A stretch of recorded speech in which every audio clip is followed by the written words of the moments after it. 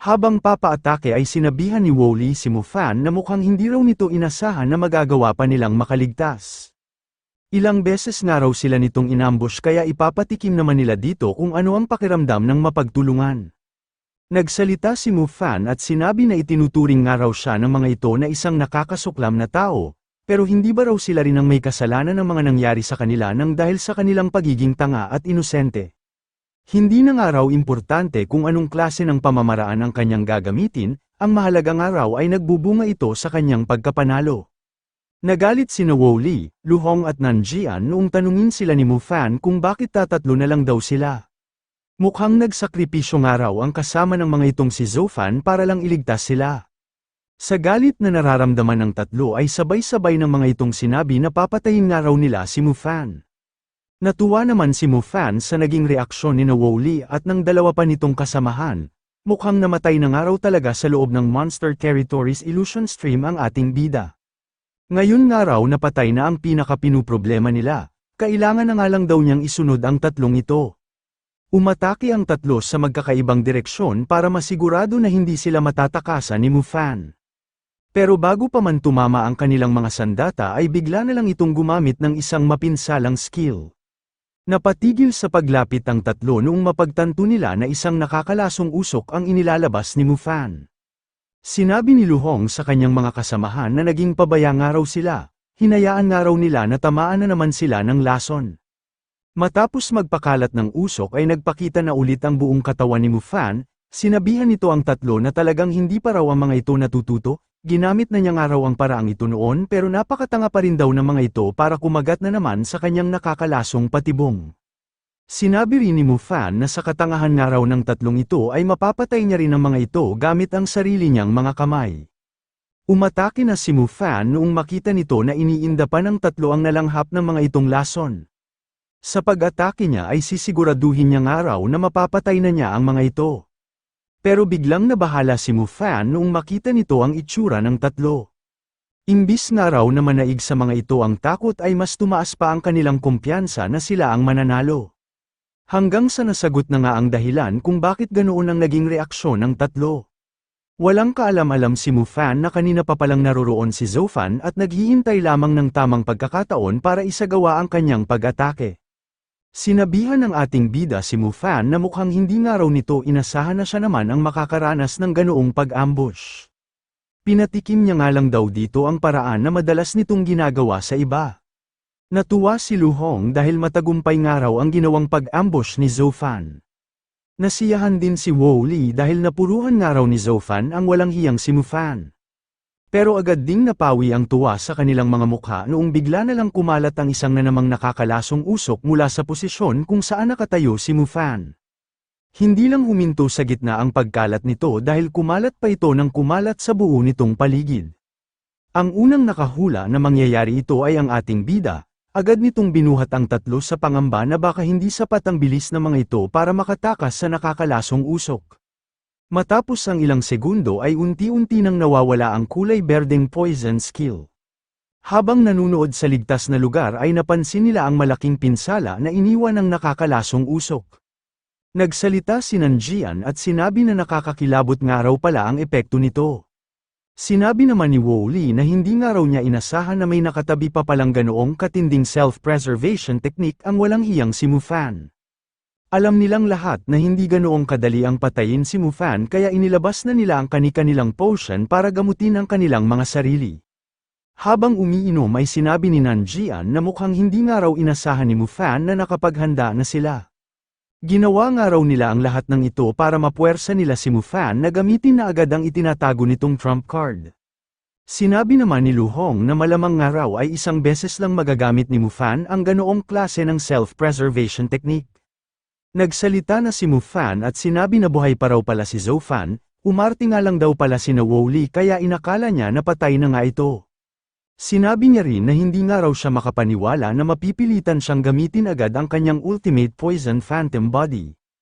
Nagmula pa nga raw ang teknik niyang ito sa kanyang teacher, ito nga raw ang pinakamahusay at pinakaimportante niyang self-preservation skill. Sinabi ulit ni Mufan na hindi nga raw siya makapaniwala na sasayangin niya lang ito doon. Hinding-hindi niya nga raw mapapatawad ang ating bida nang dahil sa ginawa nito. Sinabihan naman ni Zhou Fan si Mu Fan na dapat daw ay inasahan na nito ang kanilang paghihiganti noong magdesisyon nito na kalabanin silang lahat. Nagbigay ng babala si Zhou Fan at sinabi kay Mu Fan na sisirain niya raw ang lahat ng mga pinaplano nito. Tinawanan lang ni Mu Fan ang mga sinabi sa kanya ng ating bida, mukhang nasisiraan na nga raw ito ng ulo kung iniisip nito na magagawa siya nitong labanan. Umatake na si Mu Fan at sinabi na nagpapatawa nga lang daw si Zhou Fan, paano nga raw ito mananalo sa kanya gayong isang hakbang na lang ang kailangan niya at magiging isa na rin siyang Brigadier War God. Kinabahan si Nanjian sa nakakakilabot na aura na nakapaloob sa gagawing pag-atake ni Mu Fan, nangangamba sila dahil hindi na nga raw nila ito maiiwasan. Habang natatakot ang mga ito ay wala namang kakaba-kaba ang ating bida na sinalubong ang pag-atake ni Mu Fan. Makailang ulit na umatake si Mu Fan pero lahat ng ito ay nasanggalang ng ating bida. Higit na mas mataas man sa kanya ang level nito pero nakakasabay siya gamit ang taglay niyang husay sa paggamit ng espada. Habang nakikipaglaban ay hindi makapaniwala si Mu Fan na mas magaling pa sa kanya si Zhou Fan. Naisip naman ng ating bida na talagang isang araw peak advanced Starfall Warlord ang kinakalaban niyang si Mu Fan, higit na mas malakas nga raw ito kaysa sa kanya. Mabuti na nga lang daw at nasasapatan ng kanyang Blade of Retribution ang diferensya ng kanilang lakas matapos nitong ma-refine. Nagpatuloy ang kanilang paglalaban hanggang sa nabali na ni Zhou Fan ang espada ng kinakalaban niyang si Mu Fan. Pero imbis na mangamba ay ngumiti pa si Mu Fan, natutuwa siya dahil kinagat nga raw ni Zhou Fan ang kanyang patibong. Habang pababa pa lang si Zhou Fan ay agad itong inatake ni Mu Fan ng kanyang mga nakakalasong finger skill. Nakaramdam ng inis ang ating bida dahil hindi nga raw siya nilalabanan ng patas ni Mu Fan, hindi nga raw ito nauubusan ng kadayaan. Nag-activate si Zhou Fan ng kanyang mas pinalakas na Battle Sword Technique Blossom upang gawing depensa sa pag-atake sa kanya ni Mu Fan. Agad na kinabahan si Mu Fan noong makita nito na mabilis na naglaho ang pinakawalan niyang Poison Finger skill noong tamaan ito ng sword skill ng ating bida. Gulat na gulat naman ang tatlo sa kanilang nakikita. Noong palakasin na ni Zhou Fan ang pag-atake nito ay doon pa lang nila napagtanto na gamit-gamit nga raw pala ng ating bida ang kakaibang sword skill ng isa sa kanilang mga senior. Maging ang mga war god na sina Du Qing at Qi Yang ay hindi makapaniwala sa kanilang napapanood, nagtataka sila kung bakit nagagamit ni Zhou Fan ang battle sword technique na nagpasikat sa Heavenly Sword. Napaisip si Director Du Qing kung kailan pa raw naisali ng Heavenly Sword ang battle sword technique nito kay Zhou Fan. Wala nga raw siyang alam tungkol dito. Ang tanging nakarating nga lang daw sa kanya ay nakilala raw ni Zhou Fan ng panandalian ang Heavenly Sword habang nasa loob ito ng kanyang War God Reserve exam. Napapaisip siya kung sa mga oras na yun ba raw ito tinuruan ng Heavenly Sword, pero hindi nga raw ito kapanipaniwala ng dahil sa napakaikli ng oras na nagkasama ang mga ito. Halos ganoon din ang naiisip ni Deacon Qi Yang. Mukhang kinilala nga raw ng Heavenly Sword si Zhou Fan habang nasa loob ito ng War God Preparation Exam, at doon na rin ito itinuro ang kanyang sword skill. Naisip ni Deacon Qi Yang na napakaikli nga lang daw ng oras noong magkakilala ang mga ito pero nagawa na agad itong mamaster ni Zhou Fan para magamit sa kanyang mga kalaban. Naisip niya rin na talagang nakakakilabot daw ang talento na mayroon ng ating bida, dapat nga raw ngayon pa lang ay mailigpit na nila ito. Natutuwa si Director Du Qing dahil mukhang mapapantayan nga raw ni Zhou Fan sa hinaharap ang mga pambihirang nagawa ng kanilang kasalukuyang guildmaster.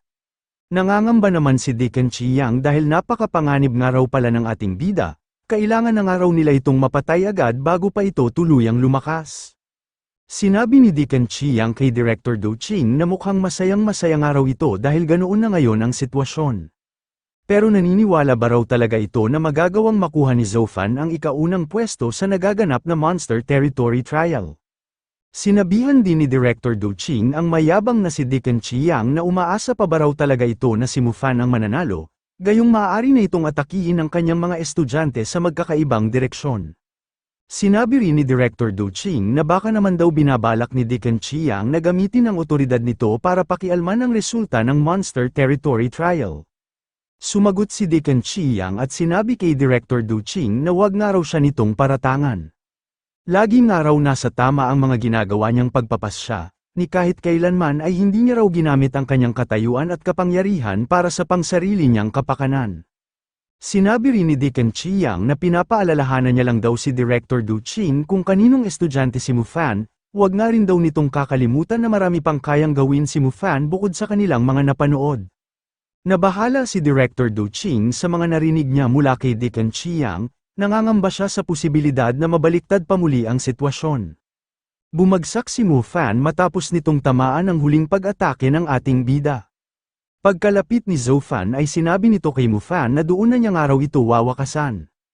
Pero bago pa man makaatake ulit si Zhou Fan ay bigla na lang nagpakawala ng bagong kapangyarihan si Mufan, napilitan na nga raw siyang gamitin ito nang dahil sa ating bida. Agad na lumayo si Zhou Fan noong maglabas na naman si Mufan ng mas malakas na nakakalasong usok, naisip niya na mukhang ito na nga raw ang pinaka-itinatagong alas ni Mufan. Mula sa pinakagitna ng nakakalasong usok ay nagsalita si Mufan at sinabi na hindi nga raw siya makapaniwala na mapipilitan siyang gamitin ang kapangyarihan niyang ito nang dahil lang sa ating bida.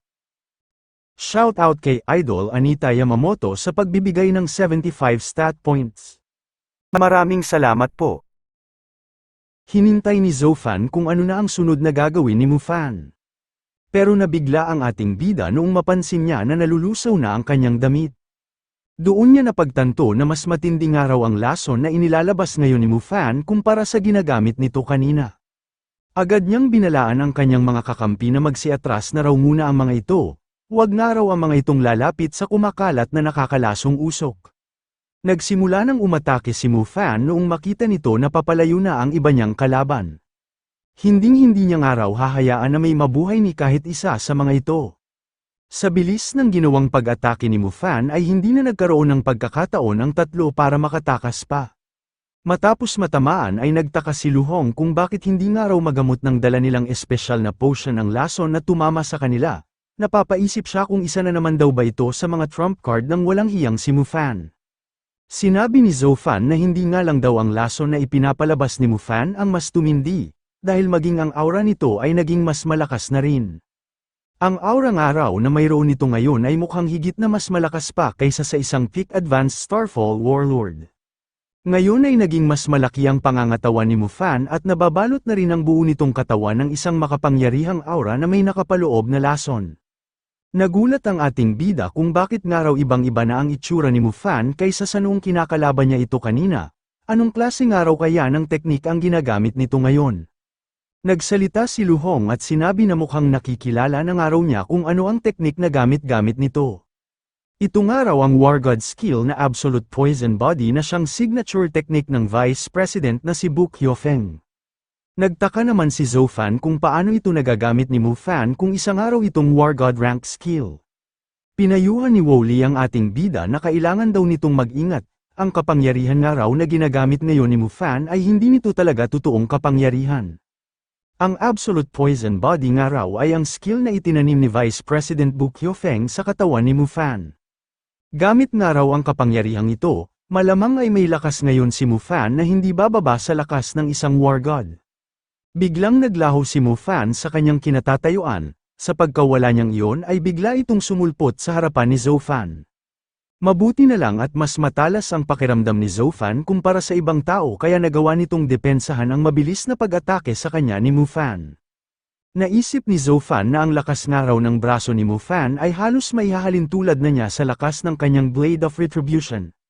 Mas dinagdagan pa ni Mufan ang lakas ng kanyang pag-atake kaya nagawa nitong mapatilapon ang ating bida. Pagkatayo ni Zhou Fan ay naisip nito na hindi niya nga raw inasahan na hindi rin tatalab ang mga passive skill ng kanyang sandata sa Absolute Poison Body na gamit ni Mufan. Nag-alala na rin si Zhou Fan sa biglaang paglakas ni Mufan, napapaisip siya kung talaga nga bang may lakas na ito ngayon ng isang War God. Nagsalita si Mufan at sinabi na talagang napakatalas nga raw ng espada ng ating bida, nagawa nga raw nitong makapag-iwan sa kanya ng isang maliit na sugat kahit na naka-activate ang kanyang Absolute Poison Body. Sinabi rin ni Mufan na pagkatapos nga raw ng laban nilang ito ay mapapasa kanya na rin ang sandata ni Zhou Fan. Nakaramdam na naman ng galit si Mufan noong maalala nito na si Zhou Fan ang dahilan kung bakit napuwersa siyang mag-transform sa kanyang Absolute Poison Body. Hindi nga raw mababayaran ng buhay ng ating bida ang laki ng mawawala sa kanya nang dahil sa paggamit niya ng skill niyang ito. Sinabihan ni Mufan ang ating bida na maging mabait na nga raw ito at tanggapin na lang ang kanyang kamatayan, sisiguraduhin niya nga raw na dudurugin niya ito ng pinong-pino. Natawa naman si Zofan sa sinabi ni Mufan na tanggapin na lang daw niya ang kanyang kamatayan. Sinabihan din ng ating bida si Mufan na tingin ba raw talaga nito ay magagawa siya nitong mapatay ng dahil lang sa tulong ng hiniram nitong kapangyarihan. Ilang beses na umatake si Mufan pero lahat ng ito ay nagagawang madepensahan ni Zofan, ni kahit isa sa mga pag-atake nito ay walang nakalusot sa ating bida. Hangang-hanga sina Lu Hong, Woli at Nanjian sa kanilang nasasaksihan. Sinabi ni Lu Hong na isa nga lang daw advanced Starfall Warlord si Zofan, pero nagagawa na nitong makipagsabayan sa lakas ni Mufan kahit na halos kalibel na ito ng isang War God realm. Sinabi naman ni Woli na nagagawa nga raw nitong pantayan ang mga pag-atake ni Mufan gamit ang sword skill nito na battle sword technique. Nagsalita rin si Nanjian at sinabi na hindi na rin daw nakakapagtaka kung bakit nagagawang makasabay ng ating bida.